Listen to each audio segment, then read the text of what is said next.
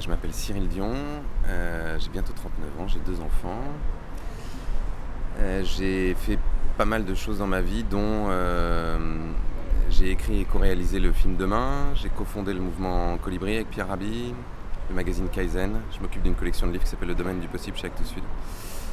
Et voilà, j'écris des livres, je fais des films majoritairement. Ce qui me motive, c'est de faire des choses qui me rendent heureux, qui me donnent envie de me lever le matin et en même temps qui sont utiles aux autres.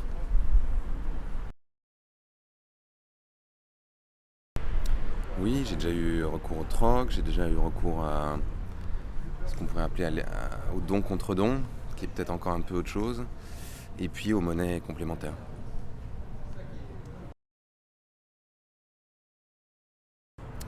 Je pense qu'on a un rapport extrêmement pathologique à l'argent et que l'argent a pris beaucoup trop de place dans notre société et que l'argent est devenu tellement central que non seulement ça a un impact sur les gens, principalement dans leur activité professionnelle, c'est-à-dire que en gros on nous explique depuis qu'on est tout petit qu'il faut bien travailler à l'école pour avoir un bon métier, pour avoir un salaire, et que ce chantage au salaire, c'est-à-dire il faut avoir un salaire pour survivre, oblige énormément de personnes à faire des choses qui leur plaisent pas forcément, qui n'ont pas de sens pour eux, et à vendre l'essentiel de leur créativité, de leur énergie pour des mauvaises raisons.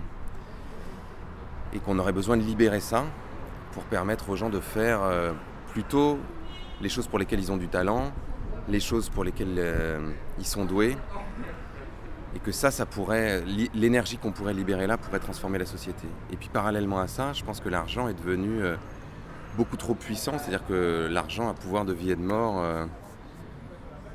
plus globalement dans les sociétés. C'est-à-dire que c'est l'argent qui décide, pour des raisons financières, qu'on prend les décisions majeures dans notre société, et on ne devrait pas faire ça. On devrait prendre les décisions par rapport à des orientations humanistes, écologiques, sociales.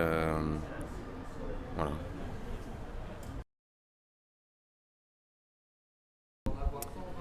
On ne peut pas troquer ses enfants, on ne peut pas troquer sa brosse à dents, et on ne peut pas on ne peut pas se troquer soi-même.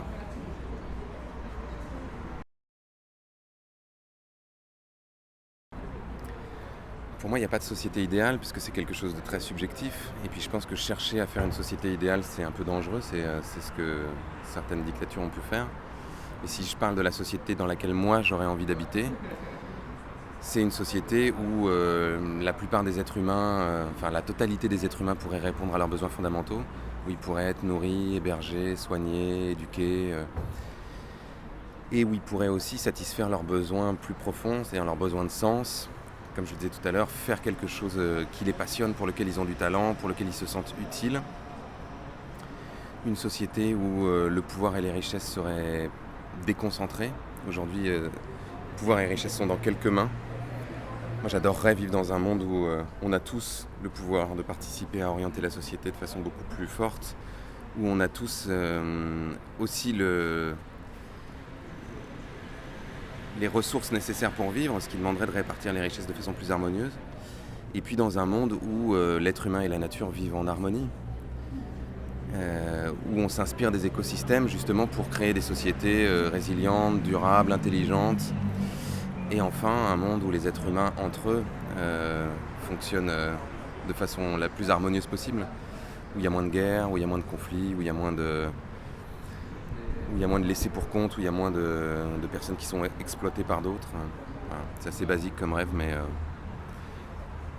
je ne suis pas si original que ça sur ce plan.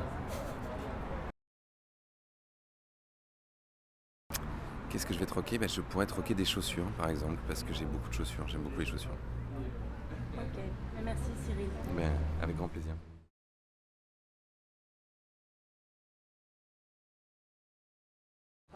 Alors Cyril, je t'ai ramené un petit panier de noisettes à troquer. Qu'est-ce que tu peux me troquer contre ça? Et moi, je t'ai ramené un petit badge de Sgt Pepper, parce que j'adore les Beatles, et j'adore Sgt Pepper. Et il y a quelques temps, en fait, il y a eu à la Maison de la Radio des amis, Rover et Sébastien Rock, qui ont refait Sgt Pepper. Et voilà, c'est ce petit badge que j'aime beaucoup. Super troc, merci beaucoup, merci vraiment. Merci à toi.